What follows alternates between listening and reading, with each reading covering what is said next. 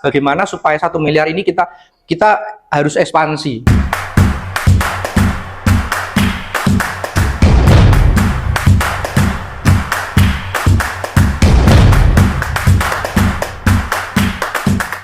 Kalau ada bagi hasil ya Mas, anggap saja misalkan ini modal 1M, 1 miliar ya, terus nanti di sini anggap saja langsung kita ngobrolnya adalah laba bersih ya, laba bersih ya.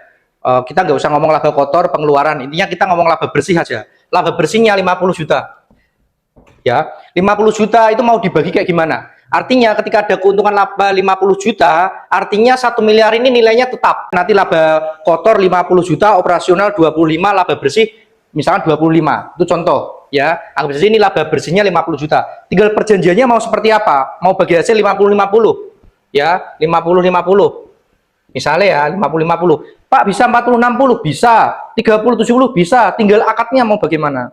Nah 50-50 berarti ini dapat 25 juta, ini dapat 25 juta.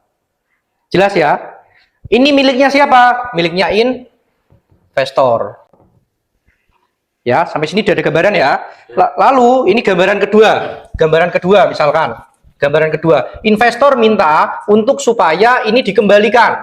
Modal 1 miliar ini dikembalikan. Laba bersihnya dapat 50 juta. Ya. Mas, kita bagi 25-25. 50%-nya untuk mengembalikan modal.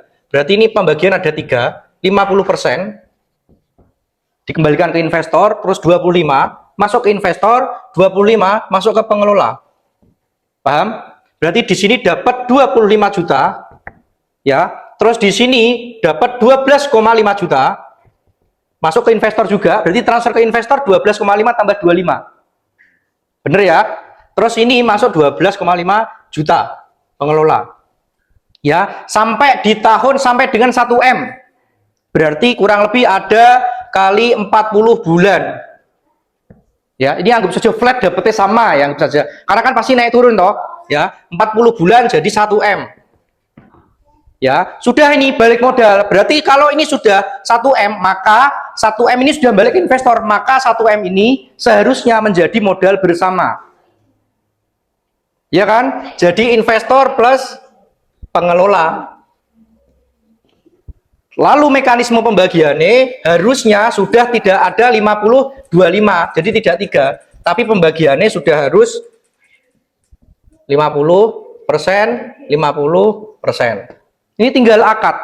Tinggal akadnya bagaimana? Terlepas dari, Mas, investor bilang, Mas, ini bangunan saya harus ada kos untuk bayar sewa ya. Oke, kan begitu. Yang jelas, kalau kita itu sistem manajemennya benar, data kita jelas, untuk nyari angka-angka ini sebenarnya bukan hal yang sulit, mudah. Jadi kan tadi sudah kami ajari bagaimana cara ngecek stok, bagaimana ngecek piutang, bagaimana ngecek laba kotor, laba bersih, bagaimana. Masuk akal ya? Ya, jadi 50%, ketika sudah ada 50%, ya 50% masuk investor, terus ini masuk pengelola, ya selesai.